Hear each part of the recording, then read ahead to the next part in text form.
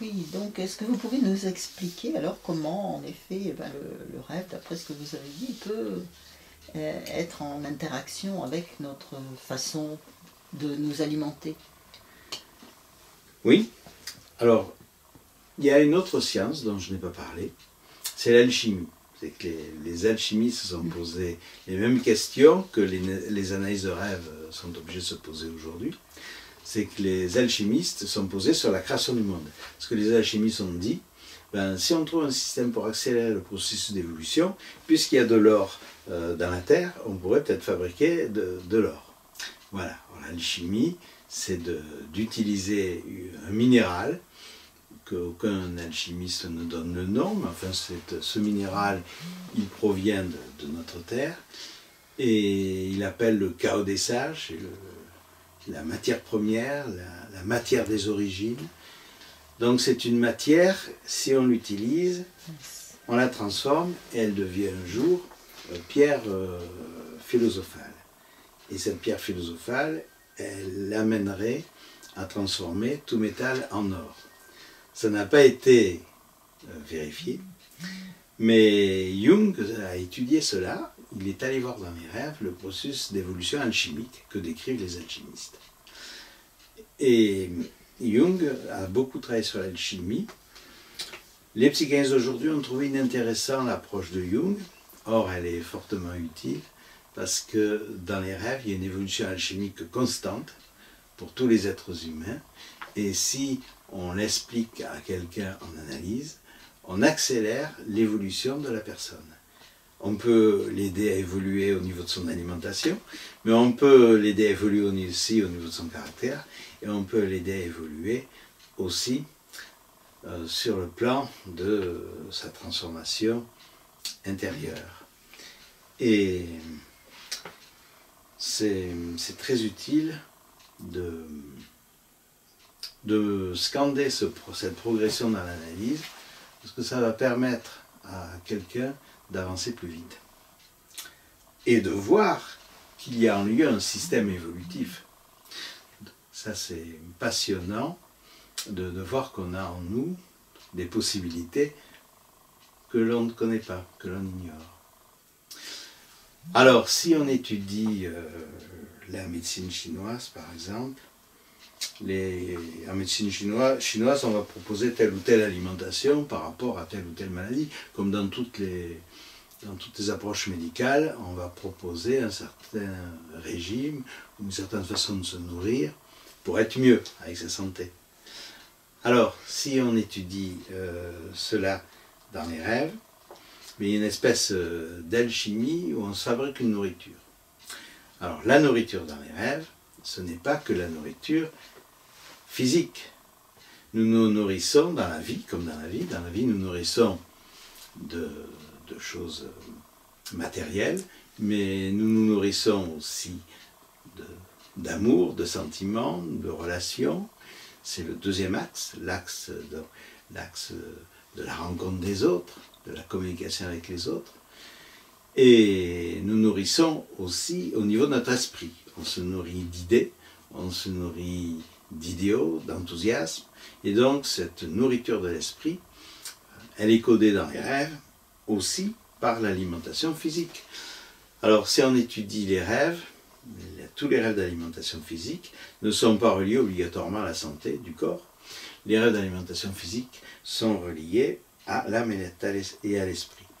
Or, l'origine de cette étude en psychologie est passionnante, c'est l'oralité à la maman. Donc, bien sûr, pendant les 9 mois de grossesse, nous sommes nourris à l'intérieur du ventre maternel, par le cordon ombilical. Mais ensuite, après la naissance, en principe, nous allons être nourris grâce au sein maternel, la nourriture que produit notre mère. Et petit à petit, en grandissant, on va quitter ce sein maternel pour nous nourrir d'autres liquides, puis après de nourriture solide. Après, on va apprendre à manger, à se nourrir, et tant qu'on est chez ses parents, c'est eux qui nous nourrissent, mais à un moment, il va falloir se nourrir. Alors, il va falloir gagner de l'argent, gagner sa vie, avoir un métier pour se nourrir. Et à la retraite, en admettant qu'on ait une retraite suffisante, à la retraite, on va pouvoir continuer à se nourrir. Et donc, mais l'argent ne suffit pas pour nourrir notre retraite. Notre retraite, on va la nourrir aussi de tout ce qu'on va faire en vieillissant. Alors, on a besoin d'une nourriture affective et d'une nourriture psychique, voire spirituelle. Donc, il y a plusieurs types de nourriture, liés aux 4 types de psychologiques connus. Hein. Le type instinctif, lié plutôt à la matière, le type contact, le type relationnel, qui est notre rencontre des autres, le type intellectuel, le type psychique, le type mental, tout ce qui est relatif à la pensée, et un type plus intuitif, plus irrationnel, qui est un type spirituel. Voilà les 4 types principaux qu'on retrouve à travers les différentes typologies des différents psychologues. Donc Jung va parler du type instinctif, du type relationnel, du type sentiment, le type ensuite pensée et du type intuitif. Enfin, en gros, on tombe toujours sur tous ces types-là. Voilà, alors si on étudie le besoin de se nourrir, on va voir que tous ces éléments doivent être nourris. Si on n'est pas nourri au niveau de ces aspects, on va être mal, on va tomber malade. Alors il est important de se nourrir de ces 4 approches. Alors cette nourriture va se lire dans les rêves à travers de l'évolution des éléments dont on se nourrit dans les rêves. On va voir la nourriture alimentaire, bien sûr, mais on va voir aussi notre nourriture au niveau de notre relation aux autres dans les rêves. Ça, c'est le type sentiment, le type relationnel, communicatif. Et puis, nous avons le type psychique, on va se nourrir des idées, grâce aux livres, grâce à l'information. Et il y a le type intuitif qui va être développé grâce à l'étude de livres, ou de la méditation, des choses comme ça. Donc il y a toutes ces nourritures dont on va voir l'utilisation et la progression dans les rêves. Alors c'est une espèce d'alchimie où on se fabrique une nourriture de plus en plus agréable, parce qu'en alchimie, il n'y a pas simplement la recherche de faire de l'or. Faire de l'or en nous-mêmes, c'est transformer notre vie chaotique au départ en quelque chose d'heureux. Hein. Mais il y a aussi en alchimie la fabrication qui se passe en parallèle de l'élixir de vie. Et nous allons voir dans les rêves comment on fabrique cet élixir de vie. Alors, parmi les rêves, il y a toujours une étude alchimique. On peut faire une étude alchimique de n'importe quel type de rêve. Et on va voir justement ce processus évolutif qui fait qu'on va se nourrir, corps, âme, esprit, de tout ce qu'il faut si on cherche à évoluer. Et on va lire dans les rêves la progression de tous les symboles qui nous montrent comment on s'alimente, corps, âme, esprit. D'accord, très bien. Et quand vous parlez du type intuitif, est-ce que c'est justement suivre ce que l'on peut ressentir, son intuition, quoi, en fin de compte? Alors le type intuitif, il part du fait que dans la vie, il y a 2 approches. Une approche matérielle des choses, concrète, solide, réfléchie, qui est l'étude scientifique. Et il y a quelque chose d'inconnu, de mystérieux dans la vie de tous les êtres humains. Alors, soit on dit que ce mystérieux, la science l'expliquera plus tard, soit on cherche à le comprendre plus vite. Et ce type mystérieux, c'est comment le monde a été créé, pourquoi il y a des êtres humains, à quoi ça sert d'avoir une vie, à quoi ça sert de vivre, si c'est pour mourir à tout jamais. Donc il y a plusieurs philosophies, parce que la philosophie des rationalistes, c'est une philosophie qui repose sur une certaine idée de la perversion, c'est-à-dire que la nature nous a créés pour nous enlever à tout jamais la vie. Après, quand on est mort, on n'existe plus. Donc ça veut dire que la pensée du rationaliste, c'est une pensée perverse. Tiens, je te donne la vie, puis je la reprends, tu l'auras plus. C'est pas sympa de faire ça. Si on nous faisait ça, si nos parents nous faisaient ça en disant, tu vois ce cadeau, je t'en donne un morceau, après je te l'enlève, ce jouet là que je t'ai donné, je t'enlève, tu l'auras plus. Voilà. Alors, donc ça c'est la pensée des rationalistes. Et puis une pensée mystique qui est plus belle, plus attirante, c'est pour ça qu'il y a plein de religions. Alors la pensée donc, mystique, c'est de dire qu'après la mort, on aura un cadeau éternel, c'est-à-dire qu'on aura l'immortalité. Bon, alors on n'a pas la preuve qu'après la mort, il y ait une vie, on n'a pas la preuve qu'après la mort, il n'y ait plus rien.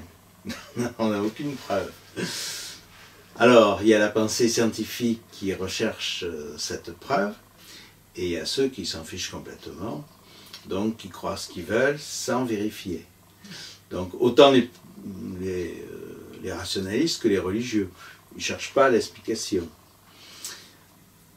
Et le mystique, c'est quelqu'un qui va chercher l'explication. Le spiritualiste profond, lui, cherche l'explication. Il n'est ni rationaliste ni religieux. C'est un cherchant de vérité, mystique. Alors, il y en a plein, hein, ils sont différents les uns des autres.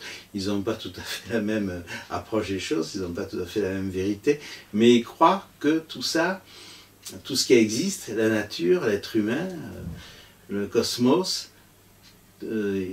ça pourra s'expliquer, et il en cherche l'explication plus rapidement.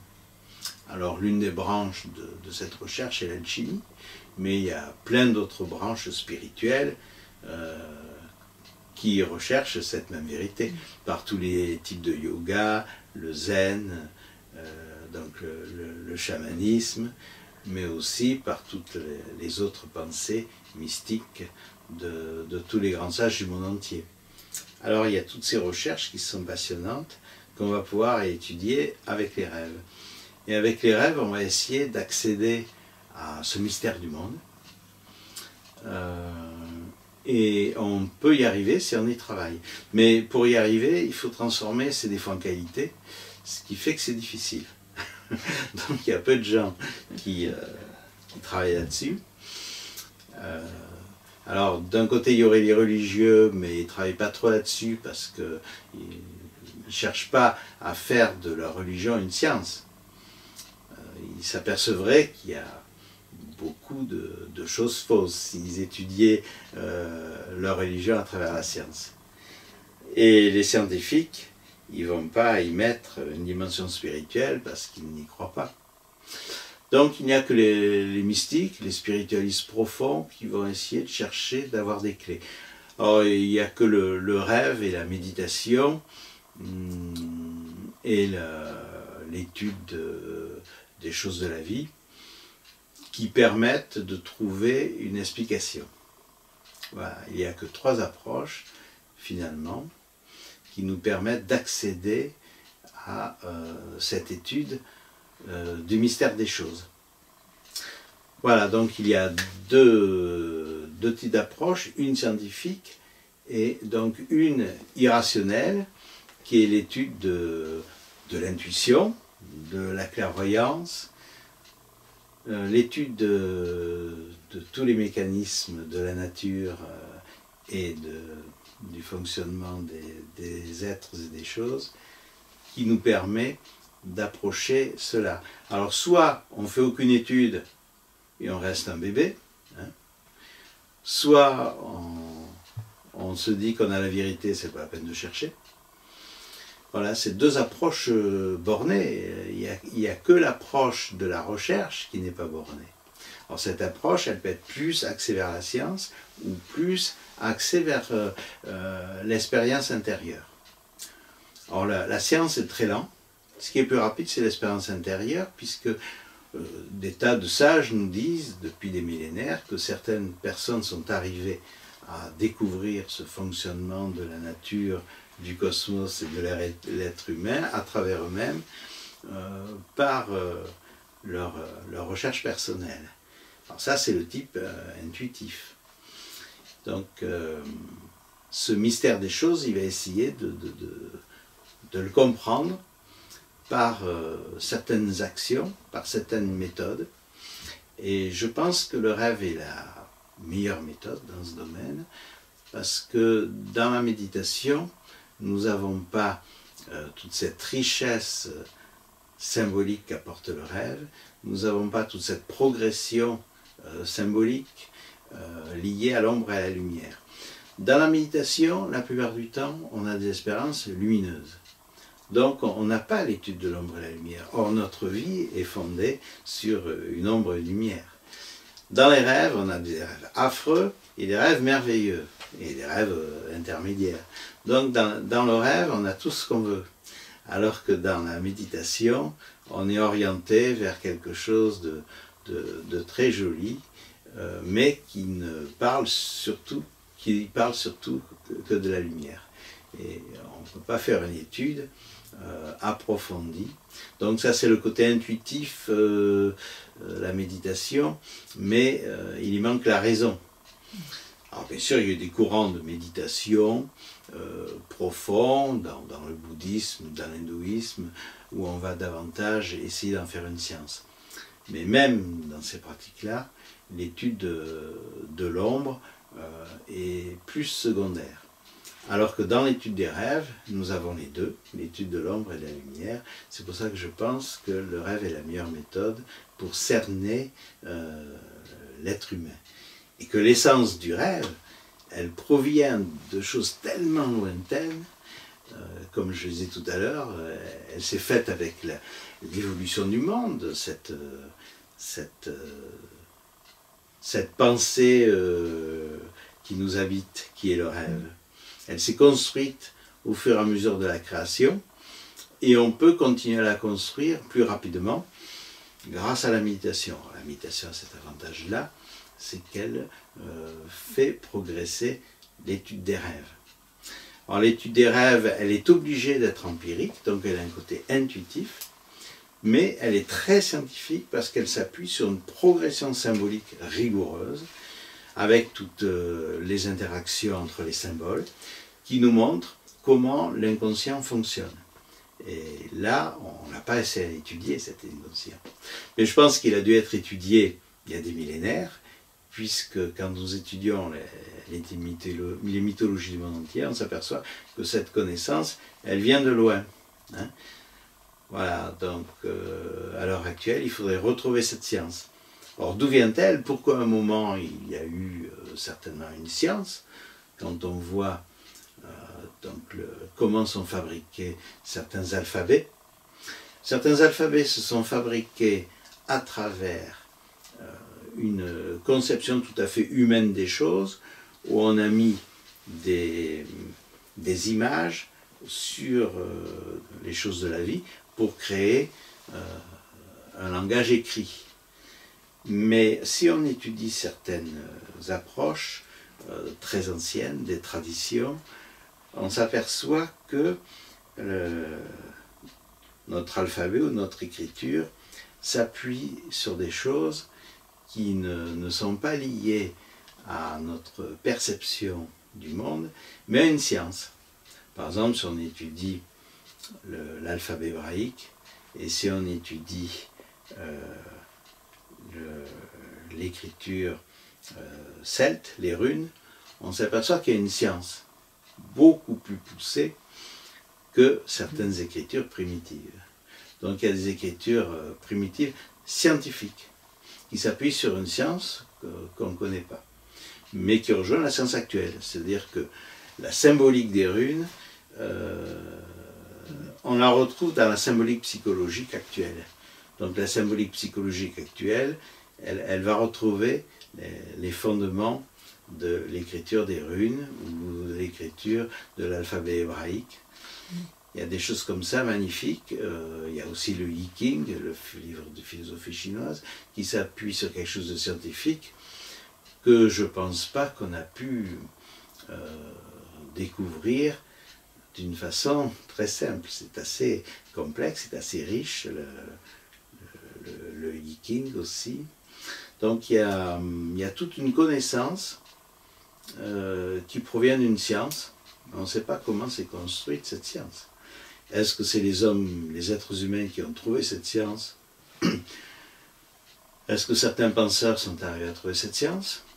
Et d'autres disent que cette science vient de civilisations d'autres planètes, où ce sont des êtres venus d'autres planètes qui nous ont apporté cette science. Enfin, même si ça vient de personnes d'une autre planète, eux aussi, ils ont dû, à un moment, découvrir cette science. Voilà, alors je pense qu'on peut la découvrir, et je crois que le rêve est l'élément le plus riche pour découvrir la science de l'exactitude et de l'empirique. Parce que dans les rêves, nous avons les deux. Nous avons une approche extrêmement scientifique, mais il y a une autre approche qui est complètement empirique, mais qui sera vérifiée petit à petit par la science. Très bien. Merci, monsieur.